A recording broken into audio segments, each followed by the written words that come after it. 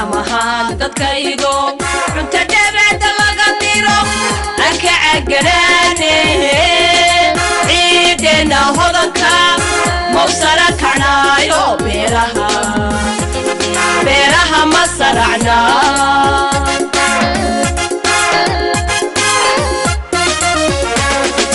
عمها تتكيدو تدبع تلقديرو أكا عقراني عيدنا هضنكا موصرا كعنايو بيرها مصرعنا بسم الله الرحمن الرحيم السلام عليكم ورحمة الله وبركاته إذا هانتم بداوديال meel kasta joogtaan ku soo dhawaada barnaamijkeena beeraha toddobaadkan barnaamijka beeruhu waxa uu booqan doonaa suuqa weyn ee Waaheen ee magaalada Hargeysa suuqaas oo ay timaado khudrad aad u kala duwan oo dadweynaha ku nool caasimadda Hargeysa ay ka iibsadaan isla markaasina ay ku ganacsadaan marka waxaan eegi doonaa khudradaasi iyo sida ay kala duwan ay ganacsiga marxaladiisa kala duwan ay u marto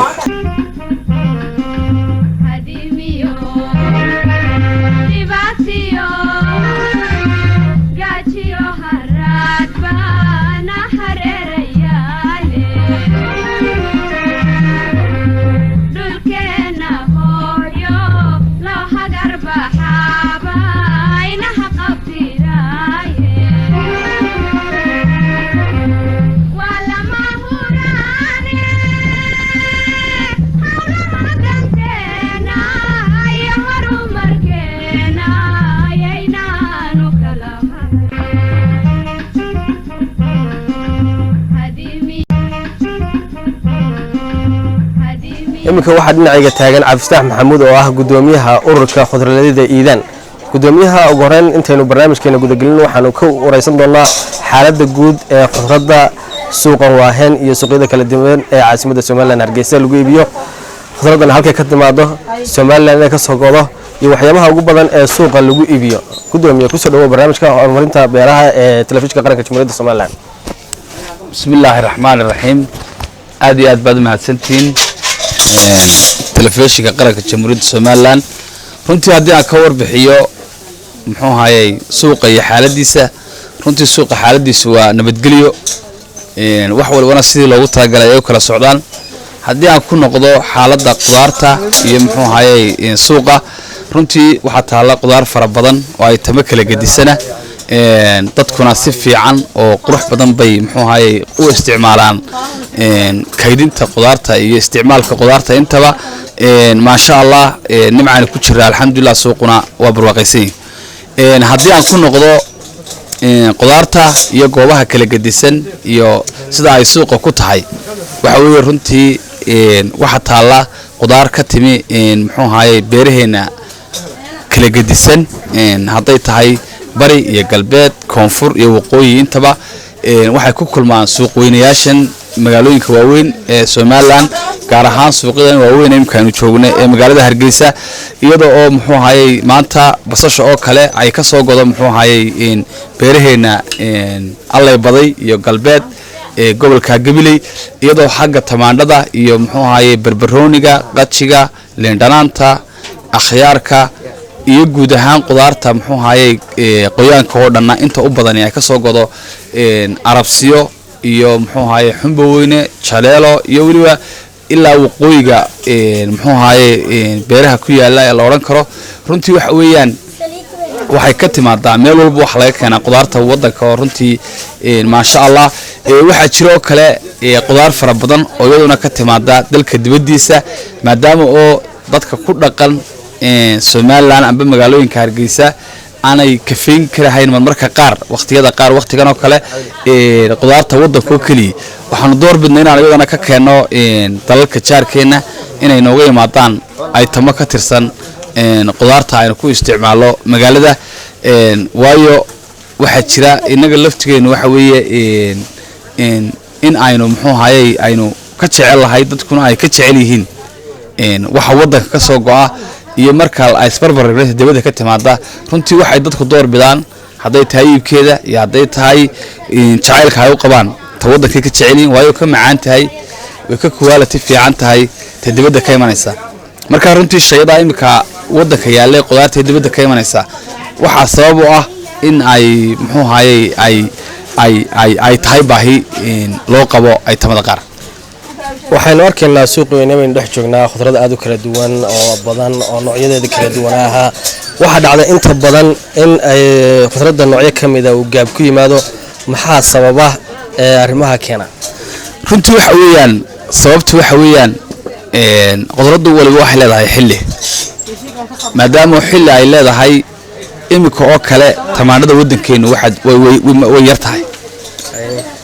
waqtiyada imika waqti muddo yar kooban ay ka horeysana qudaarta tamaandhada oo kale waxay meel walba way taalay beer walba way ka baxday marka kulli xilliyada ayaa isbedelaya xilligan tamaandhadeenu way goran tahay xilligan oo kale basasheena oo kale way irmaan tahay oo basasheena waddanka ayaa soo goda qoyaanada oo kale sida barbarooniga qajiga allahumma salli ala sayyidina maxamed baamiyaha imika inaga xaggeena aad bay uga baxaan waxa jirta xataa marmarka qaar ay iyaga laftigooda ay yaraadaan marka khudraddeenu maadaama ay jiraan isku dhaf xagga beeraha roobaadka iyo beerbiyoodku waxa dhacda in ay muxuu haye ay jirto marmarka qaar marka roobku doo barwaaqada ay jirto beerbiyoodka waxa kaba beer roobaadka oo waxa jira dad fara badan oo muxuu haye biyaha guga wax ku beerta runtii inaga deemina jiraan webiyo amba muxuu haye ceelal waaweyn iyo riigag waaweyn oo waddanka muxuu haye ka jira oo keenin maadaama ay biyo xidhana fara badan oo aanu ka faa'iideysanaana aanay jirin sababtu waxay tahay in beeraheenu hal mar ay soo wada go'aan oo ay mar suuqa soo wada galaan hal marna ay ka wada baxaan inta soo hadhay inta ka dambaysa waxay noqotaa inay inta beerbiyoodka amba dib u soo hadho suuqa ku soo hadha maadaama ay tahay waxay biyo iyo ceelal ka dambeeyaan marka runtii waxa weeyaan taasaa sababtu ay tahay inay xilliya leedahay qudaartu waxaad noo sheegtay in dalka muddooyinkii ugu dambeeyey bal waxaad iyadana noogu warantaa khudraleyda reer somalilan beeraha dalka iyagu wax ka iibsada bal faa'iidada ay ka helaan runtii waxa weeyaan beeraha waddanku iyo muxuu ahaayey iibsiga xagga qudaarta iyo ciddii wax beeratay runtii qof yacni wax iib seegaya haddii maanta la beero haba yaraatee ma jirto oo taasi waa xaqiiq haddii aynu qiyaasno waxaa jirta imika inay dadka soo fahmayaan laba qodoba labada qodob oo kale ah inay xoolo dhaqashadii ay dib ugu noqdeen ay soo fahmayaan oo aad arkayso in xoolihii dib loogu noqday iyo in tijaarta dad fara badan oo ka tirsan imika ay danaynayaan inay wax beeraan aad arkayso rag waaweyn oo ganacsato ah oo awal hore aan hoos dhulka u eegi jirin hase haatee imika aad moodo inay qaar ka tirsani ay imika beero iyo riigag ay samaysteen kadibna beerahaas imika ay suuqa aad moodo inay wax weyn ku soo kordhiyeen haddii aynu ka soo qaadno wax soo saarka iyo inay ka faa'iido badan tahay wax dibadda laga keenaa wax waddanka laga beeraa waxaynu qiyaasaynaa kuweydiga oo kale imika kuweydigan agoomaha dugsigan weyn ee bariga Hargeysa ku yaala runtii waxa uu ku soo kordhiyay suuqa wax weyn iyo qudaar kala gedisan oo aynaan nagu aqoon lahayn sida akhyaarka oo kale allahumma salli ala sayyidina maxamed tamaandhada waxyaabo fara badan oo qudaarta qoyaanka loo yaqaan ayuu muxuu ahaay soo saaraa runtii waxa weeyaan suuqyada marmarka qaar baa soo kaliya ay muxuu ahaay ku filaadaa waxaan aaminsanahay haddii aanu heli lahayn 5 qof 4 10 qof noocaas oo kala in aynu ka maarmi lahayn waxaynu dibadda ka keeno marka kulli waxaan aaminsanahay dadka wax beera ciddii wax beeratay cid ay ka suuq beesho leh waana laga iibsan waayo muxuu ahaay u joojisay ma jirto faa'iido ay ka helaana runtii waxay ku dheehan tahay in wixii la iibsado faa'iido ku jirta waxaan noogu warantaa bal dhanka tayada dalagyada ka soo go'a dalka ay kaga duwan yihiin kuwa dibadda looga keeno runtii waxay kaga gedisan imika waxa dhacda marmarka qaar in dalalka jaarkeena aynu ka keeno qudaarta sida marka ay naga go'an tahay Ethiopia Yemen Masar Sudan اللهم صل على سيدنا محمد حتى مركا قاربا يعني أنا أطلعنا إن تلك هندي أنا بشيء قارك كأنه سبب سشوا كلام مركا قار ما أنت وطاين وين دوفين نبأ وحكوك لقد سيهين رنتي قدرتي إنه معها واحد عرمية يجا واحد لقوا دوا لقوا صارايو مدة كمان بقى أنت محو هاي دون أنت لقوا أقبله أي مدة دقوا صباح لا إنك نصي واحد يصبح على الدبيعية oo muxuu ahay si geedka looga beeray ku soo baxdaa marka shay kasto inagu aynu beerana uu ka wanaagsan yahay shay dibadda laga keeno dadkuna way ka jecel yihiin haddii aad barbar dhigto shayga dibadda laga keenay iyo shayga waddanka ka baxay runtii cidi kaama iibsanayso ka dibadda laga keenay waayo quality-giisa waxaa ka quality fiican leh shayga dalka baxa marka mar walba waxa dalka haddii ay suuqa soo galaan waxa dibaddu way ka baxaan bal waxaa igu maqaala ah khudradda halka ka ganacsata ay sameeyeen beero ay samakaasina ay wax ka soo guraan marka bal beeralayda iyo khudradda isku dhex jirta bal warbixin iyagana naga runtii waxa weeyaan aad baad u mahadsan tahay runtii waxa weeyaan beeraha iyo dadka ka ganacsada qudaarta waa isku mid dadka beeralayda ah ee suuqa ka ganacsada waxay badankoodu u badan yihiin dad beeralaya iyaga ayaa wax beera iyaga ayaana muxuu ahaayey inta ugu badan gacanta ku haya runtii waxaanu samaynaa in dad fara badan oo guruubisi ay iyaga laftigooda ay sameeyaan inay meel iskugu tagaan kadibna ay wax la soo baxaan si ay uga maarmaan waxa ay u baahan yihiin inay helaan waxa dibadda ay ka keenayaan uga maarmaan runtii waxay sameeyaan dadka ganacsada ah intii aan beeralay ahayn inay maal gashadaan dadka beeralayda sababta u maal gashanayaan waxa weeye in ninkii beeralayda ahaa wuxuu u baahan yahay shidaal ma awoodo wuxuu u baahan yahay raashin oo isticmaalo wuxuu u baahan yahay sumihii beeraha wuxuu u baahan yahay seedad wuxuu u baahan yahay kharashaadku isticmaal la muddada ay beertu ka guran tahay waxaan markaa ka ganacsatahaan samaynaa in qofkii beeralayda ahayd annagu aan u samayno maalgelinta yar inta beertu ka guran tahay aan u samayno inaanu shidaalkii ka bixino kow inaan raashinkii ka kafeyno laba inaanu sumihii u qaadno in kharashaadka uu baahan yahay muddada ay beertu ka guran tahay aanu muxuu ahaayey u fidino kadib waxaanu samaynaa in marka uu wax soo beero ee uu muxuu ahaayey midho keeno magaalada midhihii aanu ka goosanno kharashaadkii muxuu ahaayey aanu siin jiray muddadii beertu ay ka gurnayd runtii taasina waxay noqonaysaa inay tahay maalgelin fudud bay noqonaysaa maadaama waqtigii ay beertu ka gurnayd annagu aanu maalgelinay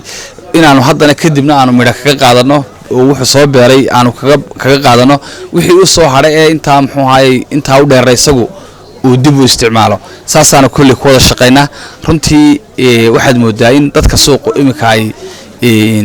ay xoogga saarayaan maadaama ay arkeen lacagta ku baxaysa malaayiinka ah ee dibadda inagaga baxaysa in aanu muxuu ahaayey xoogga saarno ayaanu runtii aanu ku rajoweynay mar walbana aanu muxuu ahaayey ku baraarujinaa bulshada ku ganacsatada iyo kuwa beeralaydaaba magaalada Hargeysa iyo guud ahaan Soomaaliland bal qiimaha aad ku iibisaan khudaarta noocyadeeda kala duwan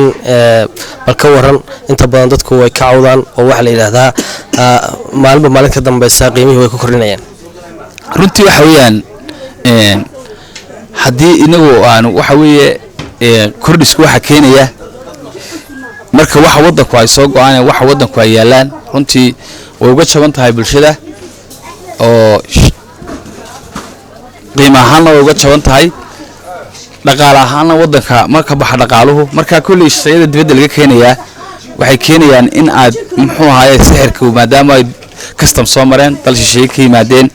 qaaliga waxa wata waxa dibadda ka imanaya marka kulli shayada waddanka ka baxa imka way jaban yihiin kuwa dibadda ka keenay halka yaalaana kulli way ka qaalisan yihiin maadaama ay the custom iyo soo mareen cashuuro iyo dal shisheeye ka yimaadeen aftaxo ma u kala sheegtaan in khudraddan inay tahay tii dalka ka soo baxday iyo tii dibadda laga keenay runtii taasi mashquul badan uma baahna waa iyagaaba kala garanaya waayo marka halkaa yaalaan waxay markaba way garanayaan shayga waddanka basasha waddanka waa la yaqaanaa marka way garanayaan iyagaaba indho ishooda macalina ta dibaddana way garanayaan oo iyagaa markaba soo saaray odhanaya annaga taa noo miiso ta nagada marka anagu ka ganacsata ahaan ma muxuu ahaayey maba doonno marka ay ta waddanku taalo marka yar tahay xataa ta waddanka marka waa laga dhamaysanaya ta dibadduna kulli way ku oolaysaa runtiina waxa weeye waddankeenu waxa uu baahan yahay waxa weeye in maadaama dadka ay jecel yihiin qudaartii waddanka in loo beero oo muxuu ahaayey hawl badan la qabta ayay u baahan tahay in waxaan odhan lahaa kulli xil weyn la iska saaro maadaama dadka ay jecel yihiin baa qurux badan marka ta waddanka mar dadka garanayba bal waxaad nooga warantaa maadaama aad warbixinku naga siisay bal caqabadaha suuqan uu kala kulmo dhanka khudradda iyo wax soo saarka dalka runtii wuxuu kala kulmaa waxa weeye wax soo saarka waddanka waxa weeye caqabadaha uu la kulmo waxa koow ka ah in ay mararka qaar ay dhacdo muxuu ahaayey xagga beeraha kale ay jiraan dhibaatooyin fara badan oo ku hareeraysan haddii ay tahay ayaxa oo mararka qaar dhibaato weyn gaadhsiiya oo runtii aanu muddadii uu jiray aanu goobo fara badan oo beeralaya aanu muxuu ahaye cagahayga ugu tagnay waxaa jiroo kale cayayaano fara badan oo beeraha ku dhaca oo muxuu ahaye aanay aqoon badan u lahayn oo runtii aan doonayno inay cidda ay qusaysaay muxuu ahaye ka howlgasho maadaama kolley loo baahan yahay in marka ay dhibaatadu ay cidda ay ku dhacda aanay aqoon badan u lahayn laakiinse ay cidda aqoonta u leh mar walba tiimam loo diro oo caafimaad hadday tahay sumaha ay ku buufinayaan oo la eego quality-geeda iyo waxay ku buufinayaan inay bulshada waxyeelayso iyo in cayayaanada aanay garanahayn cid wasaaradda beeruhu ay muxuu ahaye runtii tiimam wareega ay u dirto beeralidu ay cabashada ugu badan iyo caqabadaha ugu badan ka sheegtaan ay tahay aqoon la-aanta faraha badan ee ka haysa beerista iyo wax soo saarka iyagoo runtii jira siidhar fara badan iminka waxaanu maadhow tolo tagnay deegaanka arabsiyo oo runtii aanu kula kulannay dad fara badan oo beeralaya oo aanu kormeer ballaaran ku samaynay ka guddi ahaan iyo ka qudaar ahaan annagoo runtii dareennay markii aanu dareennay qudaartii laga keeni jiray deegaanka arabsiyo oo ahaa saladhka iyo kamisarada iyo koostada waxaanu door bidnay maadaama suuqii aanu ka weynay inaanu goobtoodii ugu tagno dadkii beeralahayd baan la kulannay kolley shirar baan la gallay saxaafaddana kolley waatay soo bandhigtay waxay cabashada ugu badan ay qabeen waxay ahayd inay siidharkii ay beeri jireen siidhar ka gedisan ay muxuu ahaye beereen waxaanu soo aragnay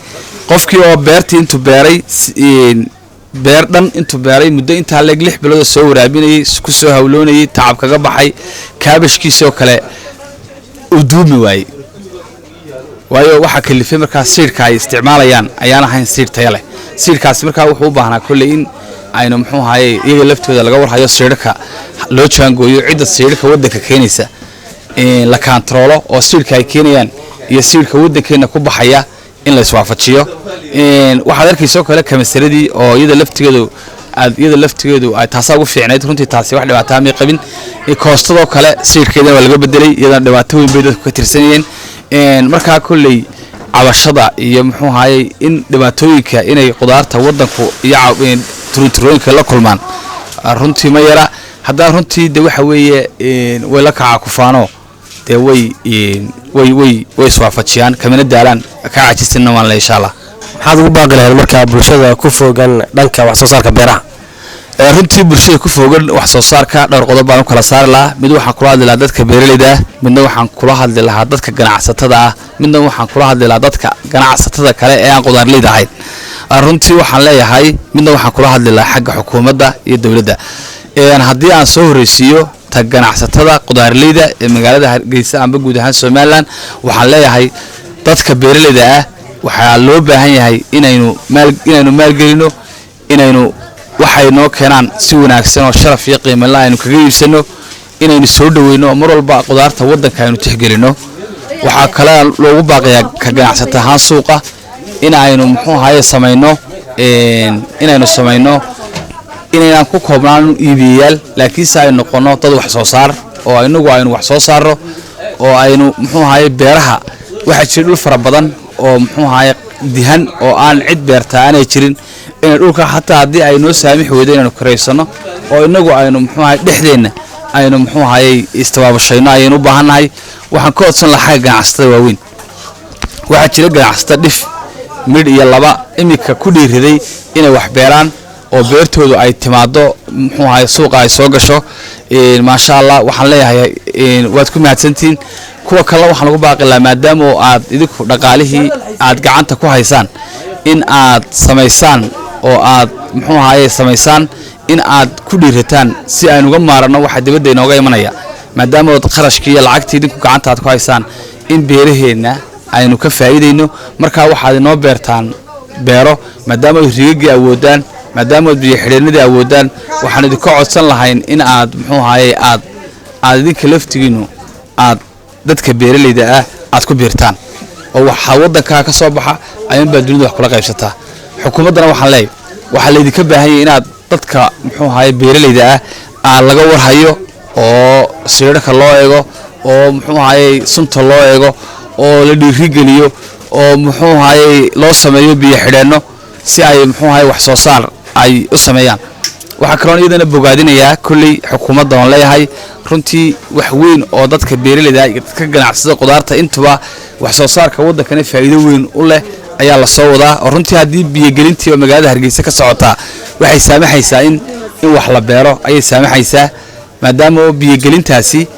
magaalada ka socotaa maalintay ku dhammaato waxaa suurtageli doonta in laga maarmo qudaar dibadeed waayo qudaarta biyihii wax lagu beeri lahaa ee dadka beeraleyda wax ku beeri lahaayeen iminka waxa la waraabiyaa magaalada Hargeysa oo waxaad arkaysaa iyadoo oo dooxidii waaweynaa ee wax lagu beerayay inta biyo laga soo qaado magaalada Hargeysa la waraabinayo marka dhibaato weyn bay ku haysay biyo la'aanta Hargeysa wax soo saarka waddanka waxaan rajeynayaa insha Allah biyogelinta socota iyo hawsha socota markay guuleysato in laga maarmi doono wixii dibadda oo biyo ay ku hadhi doonaan beeraleyduna markay heshay biyo cid ka iibsanayso degdega waxay door biday inaanay waxba beerin marka inay marka biyihii loo daayo ee cid ka iibsatay la waayo waxa suurtagelaysa in muxuu ahaayay wax soo saarkii waddanka kor loo qaado biyihii la soo iibgeynayna wax lagu beero guud ahaan badawadayaal intaas ayaan ku soo gabagabeynaa barnaamijkeeni aynu ku eegnay beeraha gaar ahaan khudradda kala duwan ee timaada suuqa waaheen qaybtiisa hore barnaamijka waxaa igala qayb qaatay Cabdifatax Maxamuud oo ah gudoomiyaha ururka khudradda Iidaan ee magaalada Hargeysa gudoomiyaha maasanta aad iyo aad maasanta guud ahaan badawadayaal intaas ayaan ku soo gabagabeynaa barnaamijka dhanka soo saaridda barnaamijku waa anigu Cabdiqaadir Cabdullaahi Nuura dhanka kamarada waxaa igala qayb qaatay كاميرمان محيو انتينو برنامج كلام دا كوكو مدونو السلام عليكم ورحمة الله وبركاته عمهان ددكايغو runta dhabada laga diro anka agarane ciidena hodanka mawsara kanayo beeraha masaracna